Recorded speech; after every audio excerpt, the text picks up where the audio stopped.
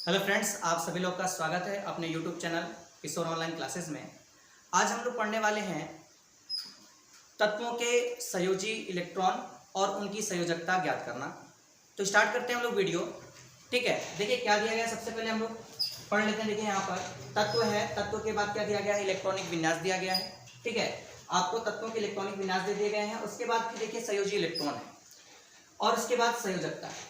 तो देखिए संयोजी इलेक्ट्रॉन जो होते हैं, ठीक है, वह तत्वों के इलेक्ट्रॉनिक विन्यास करने पर बाह्य कक्ष में उपस्थित इलेक्ट्रॉनों की संख्या होती है। बाह्य कक्ष में उपस्थित इलेक्ट्रॉनों की क्या होती है, तो संख्या होती है। ठीक है, बाह्य कक्ष में। ठीक, तो देखिए इसके बाहरी कक्ष में कितना इलेक्ट्रॉन दिख रहा है आपको, एक दिख रहा है। ठीक है, एक दिख रहा है, इसीलिए इसका संयोजी इलेक्ट्रॉन भी कितना है, क्योंकि मैंने क्या बोला कि बाह्य कक्ष में उपस्थित संयोजी इलेक्ट्रॉनों की संख्या कहलाती है। ठीक है, अर्थात किसी भी तत्व का इलेक्ट्रॉनिक विन्यास करने पर बाह्य कक्ष में उपस्थित इलेक्ट्रॉन ही संयोजी इलेक्ट्रॉन होता है। क्लियर है? तो यहाँ एक है इसलिए यहाँ एक हो गया। ठीक, यहाँ पर दो है इसलिए यहाँ पर क्या हो गया, ये दो। देखिए बाह्य कक्ष में दो है तो यहाँ दो हो गया।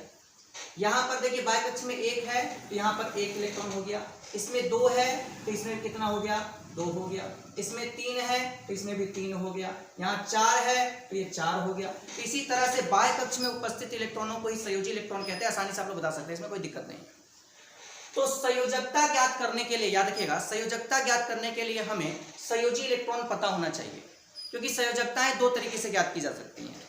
ठीक है, तो संयोजकता होता क्या है, तो किसी भी तत्व के द्वारा जितने, अर्थात किसी पदार्थ के साथ वो जब क्या करता है, अभिक्रिया करता है, ठीक है, आयनिक यौगिक बनाता है या साझेदारी करता है, अर्थात रासायनिक बंधन बनाता है, तो वह जितने इलेक्ट्रॉनों का साझेदारी करता है, अर्थात जितना इलेक्ट्रॉन देता है या जितने इलेक्ट्रॉन लेता है, उन इलेक्ट्रॉनों की संख्या को ही क्या कहते हैं, संयोजकता कहते हैं। अगर आपसे कोई पूछे कि भाई संयोजकता किसे कहते हैं, तो आप बता सकते हो कि भाई किसी भी तत्व की वह क्षमता जिसमें वो रासायनिक बंधन बनाता है, तो जितने इलेक्ट्रॉन वो क्या करता है, किसी दूसरे इलेक्ट्रॉन के द्वारा लेता है या देता है या साझेदारी करता है, उन इलेक्ट्रॉनों की संख्या को क्या कहते हैं हम लोग, उस तत्व की संयोजकता कहते हैं। उस तत्व की क्या कहते हैं, संयोजकता कहते हैं।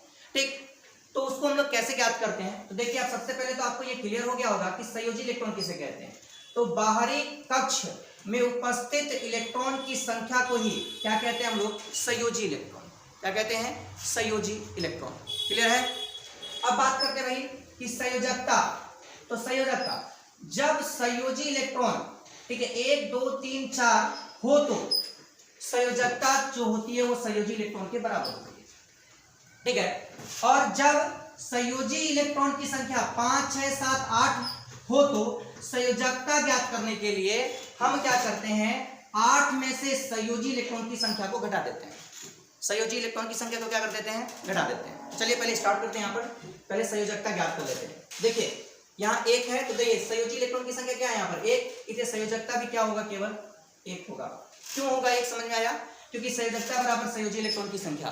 ठीक है, ये भी कितना हो जाएगा, 2, ये कितना होगा, 1, ये कितना होगा, 2, ये होगा 3, ये होगा 4। लेकिन अब आ जाइए, देखिए यहाँ पे आ गया दूसरा वाला केस। यदि बाह्य कक्ष में उपस्थित इलेक्ट्रॉनों की संख्या 5 6 7 8 होती है, तो संयोजकता ज्ञात करने के लिए 8 में से संयोजी इलेक्ट्रॉन को घटाते हैं। क्लियर है? तो क्या करेंगे यहाँ पर से हम, तो 8 में से घटाएंगे। बताइए 8 में से घटाएंगे तो क्या आ जाएगा, आप यहाँ पर लिख सकते हो ऐसे, 8 - 5 बराबर कितना हो जाएगा, यहाँ 3।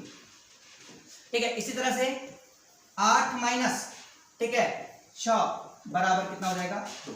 यहाँ पर भी 8 - 7 बराबर कितना हो जाएगा, 1। और यहाँ क्या हो जाएगा, 8 - 8 बराबर में 0। अर्थात देखिए जिस तत्व के बाह्य कक्ष में 8 इलेक्ट्रॉन होते हैं, वो तत्व जो होता है वह निष्क्रिय तत्व होता है, किसी भी दूसरे तत्व से अभिक्रिया नहीं करता है। क्लियर है कि नहीं? तो बताइए जब उसको क्या है, जब उसकी संयोजकता ही 0 है तो वो इलेक्ट्रॉन देगा क्यों या लेगा क्यों? ठीक है, उसको जरूरत ही नहीं है, क्योंकि क्या है, वो स्टेबल हो चुका है, उसके बाह्य कक्ष में 8 इलेक्ट्रॉन ऑलरेडी है। ठीक है, तो याद रखिएगा जिस तत्व के बाह्य कक्ष में 8 इलेक्ट्रॉन होते हैं उसे क्या कहते हैं, तो निष्क्रिय तत्व या अक्रिय तत्व कहते हैं, या किसी भी तत्व से अभिक्रिया या किसी भी परमाणु के साथ जुड़ते नहीं। ठीक है, और आगे देखते हैं। इसी तरह से अगर इसी तरह से देखें तो देखिएगा इनमें कैसे ज्ञात करेंगे भाई, देखिए सोडियम है, बाएं कक्ष में देखिए एक इलेक्ट्रॉन था, इसलिए इसकी संयोजी इलेक्ट्रॉनों की संख्या क्या हो गई, एक। इसकी संयोजकता भी क्या होगी, एक, क्योंकि बाएं कक्ष में जब भी 1 2 3 4 रहे तो संयोजी इलेक्ट्रॉन की संख्या क्या होती है, वही संयोजकता होती है। ठीक है, संयोजी इलेक्ट्रॉनों की संख्या जो होती है वो क्या होती है, संयोजकता होती है। फिर देखिए ये 2, यहाँ पे भी ये क्या हो गया 2। ठीक है, क्योंकि बाएं कक्ष देखिए बस आपको पता चल जाएगा, लेकिन संयोजकता भी यहाँ पर कितना होगा, 2। यहाँ 3 है, यहाँ भी 3 है, तो ये भी 3 होगा। ये 4 है, ये 4 है, तो ये भी कितना होगा, 4 होगा। ठीक है, देखिए यहाँ 5 है, तो ये 5 तो हो गया, लेकिन यहाँ 5 मत लिख दीजिएगा, मैंने अभी नियम बताया आपको। तो यहाँ क्या करना होगा आपको, 8 में से 5 घटाना होगा 3। फिर इसमें देखिए यहाँ 6, बाह्य कक्ष में भी 6, संयोजी इलेक्ट्रॉन की संख्या जो है 6 है। ठीक है, तो संयोजकता जो है आपको ज्ञात करने के लिए यहाँ पर देखिए क्या चीज दिया गया है आपको, ये बाह्य कक्ष में इलेक्ट्रॉन, बाह्य कक्ष में जितने इलेक्ट्रॉन होते हैं उसे संयोजी इलेक्ट्रॉन कहते हैं। और संयोजी इलेक्ट्रॉन की सहायता से हम लोग क्या कर सकते हैं, संयोजकता ज्ञात कर सकते हैं। यदि 1 2 3 4 हो तो वही संयोजकता होता है, लेकिन अगर 5 6 7 8 हो तो 8 में से लेस करते हैं। 8 में से लेस करेंगे क्या, संयोजी इलेक्ट्रॉन की संख्या, तो 6 बराबर कितना हो जाएगा, 2। यहाँ कितना होगा, 8 माइनस 7 बराबर में 1। ठीक है, यहाँ पर 8 माइनस 8 बराबर कितना हो जाएगा, 0, और ये तो हो जाएगा 1 और ये हो जाएगा 2। ठीक है, आराम से आप लोग क्या कर सकते हो, बता सकते हो। क्लियर है? ठीक है, बात करते हैं अगर, देखिए इससे भी ये भी पता चलता है। देखिए आपको एक चीज और बता दें, जिस तत्व के बाह्य कक्ष में, ठीक है, जिस तत्व के बाह्य कक्ष में अगर 1 2 3 इलेक्ट्रॉन होते हैं, 1 2 3 इलेक्ट्रॉन होते हैं, जिस तत्व के बाह्य कक्ष में, याद रखिएगा 1 2 या 3 तत्व 3 इलेक्ट्रॉन होते हैं तो वे धातु होते हैं, अर्थात ये क्या होगा, ठीक है, धातु है। लेकिन अपवाद में ये अधातु की तरह भी काम करता है। ठीक है, इसीलिए इसको वर्ग 17 में भी रखा गया है और वर्ग 1 में भी रखा गया है। ठीक है, आगे इसके बारे में डिटेल पढ़ेंगे। ठीक है, 2 है, ये भी क्या है भाई, तो ये अधातु है, एक्सेप्शन में याद रखिएगा, तो ये निष्क्रिय तत्व होता है। ठीक है, और सभी निष्क्रिय तत्व अधातु के अंतर्गत ही आते हैं। ठीक है, अब बात करते हैं इन दोनों को छोड़कर, अब आगे देखिए लिथियम। ठीक है, ये क्या हो जाएगा आपके पास, तो धातु।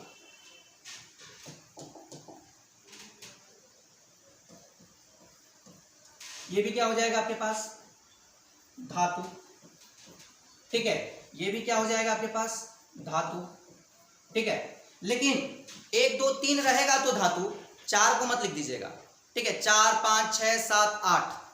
ठीक है, ये जो भी है बाह्य कक्ष में संयोजी इलेक्ट्रॉनों की संख्या अगर क्या है, 4 5 6 7 8 है। ठीक है, तो समझ जाइएगा कि वो क्या है, अधातु। क्या है वो, अधातु। अर्थात संयोजी इलेक्ट्रॉनों की संख्या क्या है, अगर ये आपके पास क्या क्या चीज होना चाहिए वो, तो 1 2 और 3 संयोजी इलेक्ट्रॉनों की संख्या अगर इतना है, ठीक है, 1 2 या 3, तब तो वो क्या होगा, धातु। लेकिन अगर वो 4 5 6 7, ठीक है, और 8 हो, ठीक है, तो उसको किसके अंतर्गत गिनेंगे हम लोग, अधातु के अंतर्गत। क्लियर है, किसके अंतर्गत गिनेंगे इसको, अधातु के अंतर्गत गिनते हैं। ठीक है, तो आपको क्लियर हो गया होगा कि भाई धातु कैसे पहचानेंगे और अधातु कैसे पहचानेंगे। ठीक है, उपधातु जो होते हैं वो तो 7 होते हैं, उसको आप याद कर लीजिएगा और फिर आसानी से आप लोग बता सकते हैं, उसमें कोई दिक्कत नहीं होगा। ठीक है, अब देखिए जैसे सिलिकॉन आप लोग याद कर सकते हो कि सिलिकॉन एक बहुत अच्छा, ठीक है, आपका उपधातु के अंतर्गत आता है। ठीक है, तो उपधातु आप लोग याद कर सकते हैं, उसमें कोई दिक्कत आप लोगों को नहीं होना चाहिए। उपधातुओं की संख्या केवल 7 है। कितनी है? अब देखिए एक चीज इसमें आपको बता दें, अगर यौगिकों की संयोजकता ज्ञात करनी हो, यदि यौगिकों की संयोजकता ज्ञात करनी हो तो हम लोग कैसे ज्ञात करेंगे। ठीक है, क्या बोला गया कि यौगिकों की, ठीक है, यौगिकों की संयोजकता, ठीक है, यहाँ पे गलत हुआ है, यौगिकों की संयोजकता निकालना हो तो कैसे निकालते हैं। ठीक है, तो जो भी आपको तत्व दिए गए होंगे, ठीक है, जैसे आपको यहाँ पर दिया गया है क्या, NH3, तो अगर आपको इसमें नाइट्रोजन की संयोजकता बतानी है तो केवल इसको बता दीजिए कि नाइट्रोजन की संयोजकता कितनी है, 3। कितनी है, 3। और हाइड्रोजन की कितनी होगी, तो जस्ट इसके नीचे कितना लिखा हुआ है भैया, 1 है इसके आगे। कितना है इसके आगे, तो 1 है। तो इसका क्या हो जाएगा 1, यही लिखा गया है। देखिए नाइट्रोजन का 3 और हाइड्रोजन का क्या है वो। इसी तरह से देखिए इसका जो होगा वो एल्युमिनियम का होगा ये, और ये किसका होगा, ऑक्सीजन का होगा। तो देखिए एल्युमिनियम का 3 लिखा गया है और ऑक्सीजन का कितना है 2। इस तरह से क्या है, किसी भी यौगिक का आप लोग क्या कर सकते हैं, यौगिक में उपस्थित तत्वों की संयोजकता ज्ञात कर सकते हैं। ठीक है, यौगिक में। ठीक, यहाँ पे देखिए CuO3 है, इसमें कैसे करेंगे, देखिए ये 3 जो होगा वो किसका होगा, कॉपर का होगा, और 1 जो होगा वो किसका होगा, ऑक्सीजन का होगा। ठीक है, देख लीजिए यहाँ पर दिया गया, कर सकते हैं एकदम आसानी से, इसमें कोई प्रॉब्लम, आपको कोई प्रॉब्लम नहीं होगा। आराम से आप लोग क्या कीजिए, ठीक है, आप लोगों को मैंने यहाँ पे लगा दिया था, इसका स्क्रीनशॉट लेना चाहें तो आप लोग स्क्रीनशॉट ले सकते हैं। ठीक है, और इसको कॉपी पे उतार लीजिए, आपको कोई परेशानी नहीं होगी। ठीक है, बस याद रखिएगा, संयोजी इलेक्ट्रॉन पूछे तो बाहरी कक्ष में उपस्थित इलेक्ट्रॉनों की संख्या को संयोजी इलेक्ट्रॉन, और जब संयोजी इलेक्ट्रॉन ज्ञात करना हो, जब ये संयोजकता ज्ञात करना हो तो उस समय अगर बाह्य कक्ष में 1 2 3 4 हो तो उसे ही संयोजकता कहते हैं। और जब क्या है 5 6 7 8 हो तो उसे 8 में से घटा देंगे, जो संख्या प्राप्त होगी उसे क्या कहेंगे, उस तत्व का संयोजकता कहते हैं। अगर धातु और अधातु की पहचान करनी हो तो बाहरी कक्ष में 1 2 3 या संयोजी इलेक्ट्रॉन की संख्या 1 2 3 हो तो उसे धातु कहेंगे, और 4 5 6 7 8 रहेगा तो क्या कहेंगे, उसको अधातु कहेंगे। और उपधातु तो आप लोग याद कर सकते हैं, उपधातुओं की संख्या 7 है। ठीक है, और उन लगातार उपधातुओं को क्या कर सकते हैं, आप लोग याद कर सकते हैं। ठीक है, उसको याद कर लीजिए, बाकी सबको फिर जो भी है आप ये रूल लगा दीजिए, आ जाएगा। यदि आपको मेरा वीडियो अच्छा लगा तो मेरे वीडियो को लाइक कीजिए। यदि आप मेरे चैनल से नए जुड़े हैं तो सब्सक्राइब करें और मेरे वीडियो को ज़्यादा से ज़्यादा शेयर करें, ताकि मैं आप लोगों को इसी तरह की वीडियो लगातार देता रहूं। मिलते हैं नेक्स्ट वीडियो में, आज के लिए इतना ही। जय हिंद, जय भारत।